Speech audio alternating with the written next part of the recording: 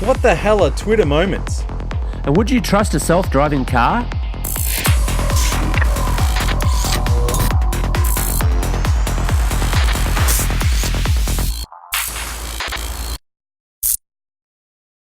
Welcome to Vertical Hold, the tech show where we channel surf through the headlines in search of the big picture. I'm Adam Turner. I'm here with a man who still doesn't realise he's playing better than life, Alex Kidman. Alex, what's new in tech? Microsoft has put its Hololens AR/VR system on sale. Sort of. At first, it's only available to developers. You have to have an invite to buy it. You have to be in the US or Canada. Oh, yeah, and you have to have $3,000 you're willing to part with for the privilege. The flow of leaked national broadband network documents continues, with the latest revealing that the NBN is secretly trialling cheaper fibre to the premises technology, which could halve the cost of connecting a home. The technology was tested at 2 Victorian towns last year with promising results, but details of the trial were declared commercial in confidence. Telstra suffered another outage to its network this week, with many customers on prepaid mobiles unable to make calls, text, use data services, or even check their prepaid status earlier in the week. Google is trialling a new hands-free mobile payment system in San Francisco, working with Apple and Android smartphones in a handful of stores, including McDonald's. Separate to NFC-based contactless payments, Google's hands-free payment system talks to the cash register via Bluetooth and Wi-Fi without you needing to reach for your phone. You simply tell the cashier that you're paying with Google, and the point-of-sale system will detect your phone, present the cashier with your photo, and they'll ask for your initials to confirm your identity. So Alex, $3,000 for the HoloLens, are they having a laugh? Well, look, it's a big sticker shock price considering, the alternatives. We now know what the HTC Vive's going to cost. We now know what the Oculus Rift's going to cost. We don't yet know what the PlayStation VR will cost, but I'm pretty confident in saying it will not cost $3,000. Yeah. That being said, this is a very specialist piece of kit.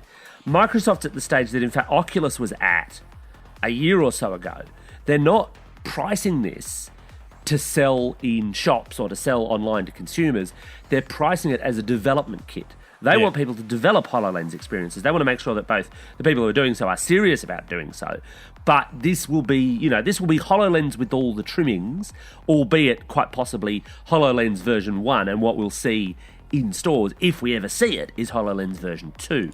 The thing that this kind of also brings to mind is, of course, Google Glass, which Google, sold at incredibly expensive prices and was going to be the future of eyewear, and I don't seem to be wearing a pair just yet. No, but I mean, Microsoft's also taken a very different approach. They learn a lot, I think, from Google Glass. For starters, they don't expect you to wear HoloLens walking down the street. Even though you can see through it like a pair of glasses, they expect you to use it more like a VR thing where in an enclosed environment, like in a fixed space, rather than using it on the train and walking down the street. But also, I think it's designed a bit less for consumers. Most of the things I've seen when they've talked about HoloLens, there was some kind of Minecraft or whatever, but most of it seems to be more about training and, using, repairing a machine by looking at the manual on the visor and stuff like that. So I think the kind of customers they're aiming it at, more business customers who will be able to build a business case for it, aren't going to be as bothered about the price tag than people who are looking for it to play games. Well, potentially. I mean, I think, to be honest, I think Microsoft, and I think this is actually true of everyone in this VR space, I think they're all still working out where that kind of killer app space sits. Yeah. If Microsoft works out, well, actually, no, Xbox games is where it's at for HoloLens, I'm sure we'll see a big push that way.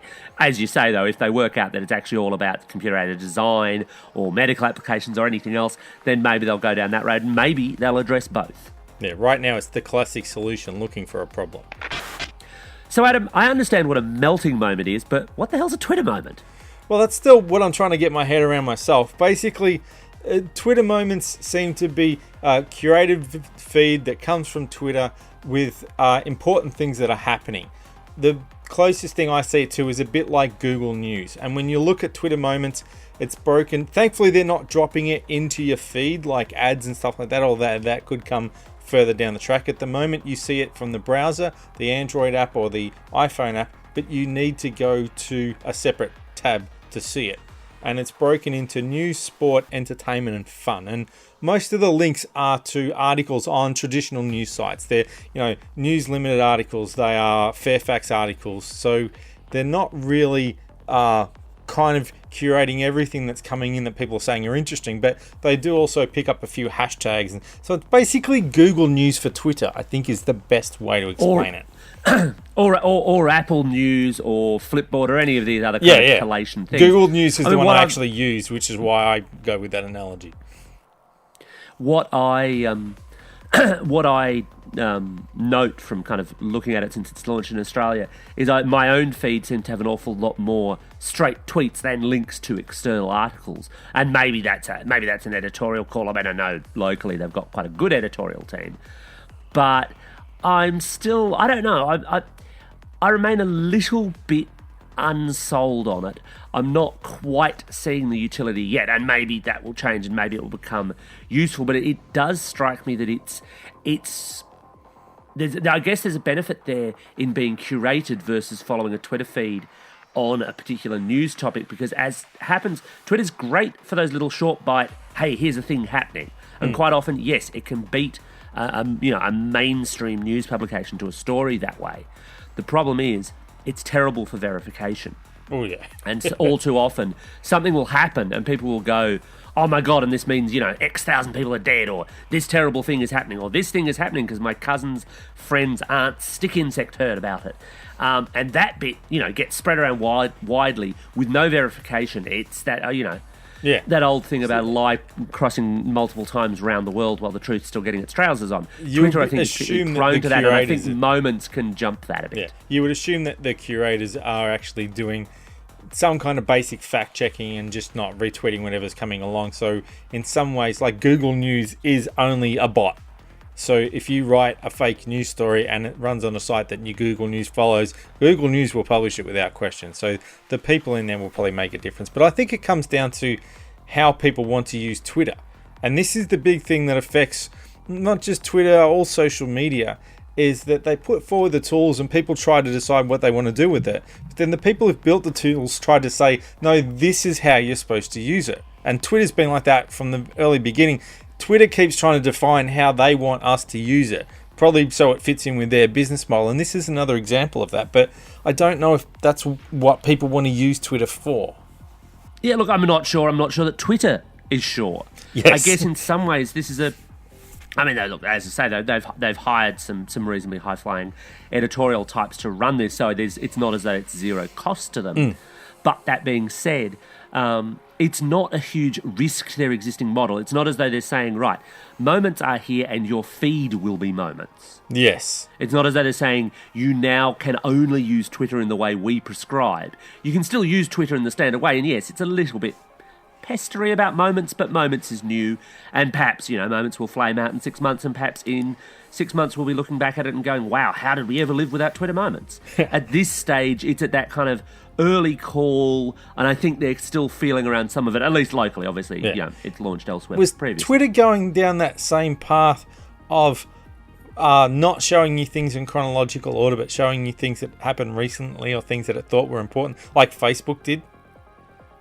It's had that function, at least on the mobile app, where it'll show you kind of while you're away style stuff for a while. And there, yes, that's I am guessing that it's completely algorithmic based on who you interact with on Twitter. Yeah. That's guesswork, but I think it's fairly well educated guesswork, because it always seems to show the people who I have the longest Twitter conversations with in that feed.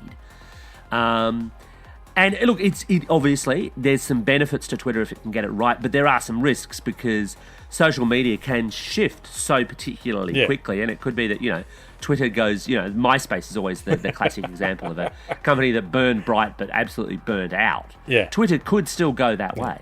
Because Facebook alienated a lot of people with this insistence on showing you things out of order and not showing you everything you want to see, and burying that chronological order feature deeper and deeper in the settings so it could tell you what you were interested in.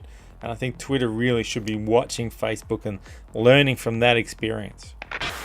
So Alex, Google's still working on bringing Herbie Goes Bananas to life with their self-driving cars, but had a bit of a bingle the other day. What's going on?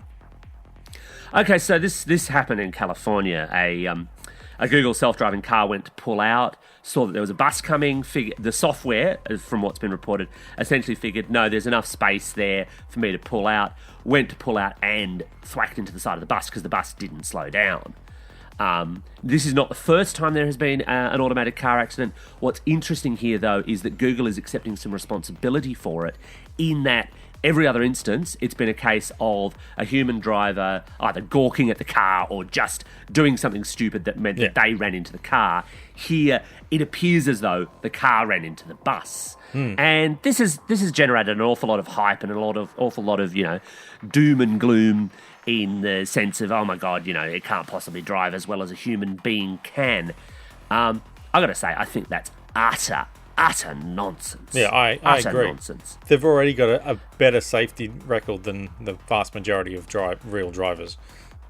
Yeah, this is one small accident in a span of time in which there will have been, especially in the US, there will have been hundreds of thousands of smaller and larger accidents for a variety of reasons.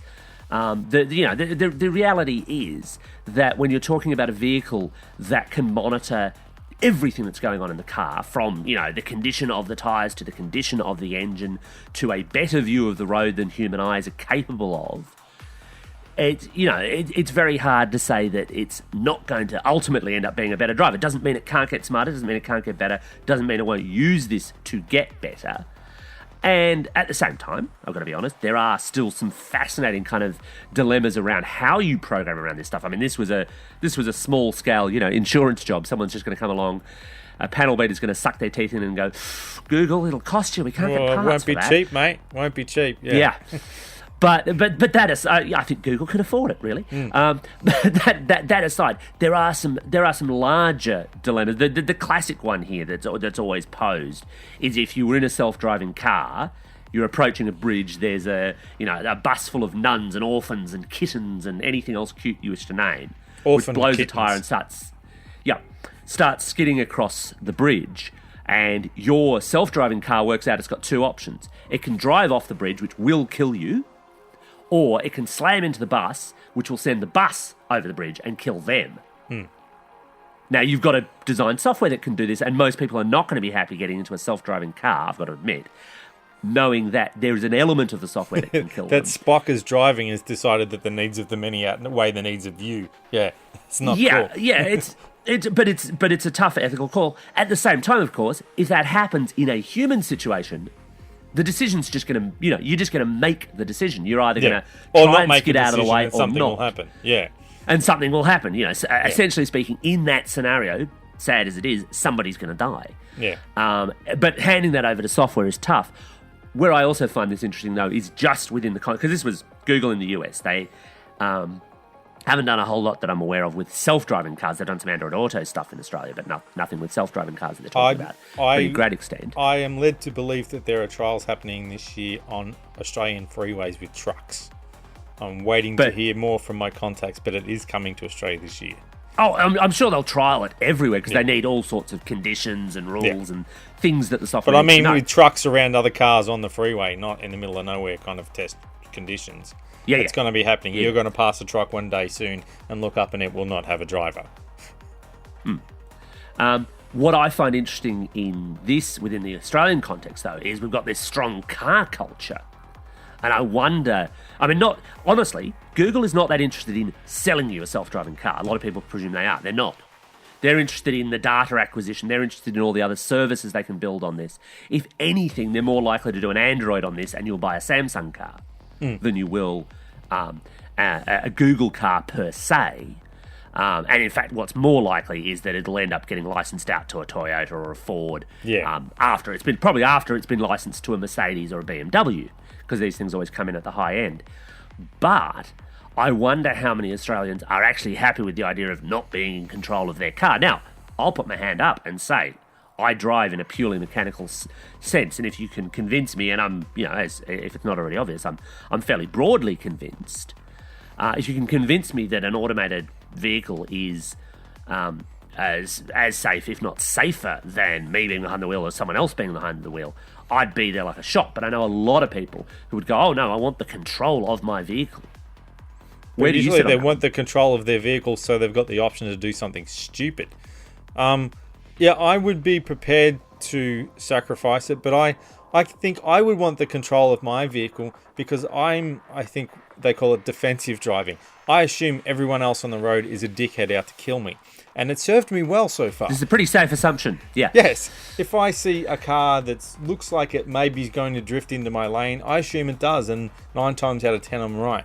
I would like to think, if you could prove to me that the self-driving car was just as paranoid and distrusting of everyone else as me, I'd probably hand it control. If it was prepared to give idiots the benefit of the doubt, then no, I think I'd rather do that myself. Yeah, look, I see nothing in what they've demoed so far that suggests that it does anything but defensive driving. So I think they're already there in that sense. I think also, though, what we'll see as this stuff goes mainstream, I think it's a number of years away from doing so, what I'm sure we'll see is that hybridized model where you'll have a car with auto-driving features.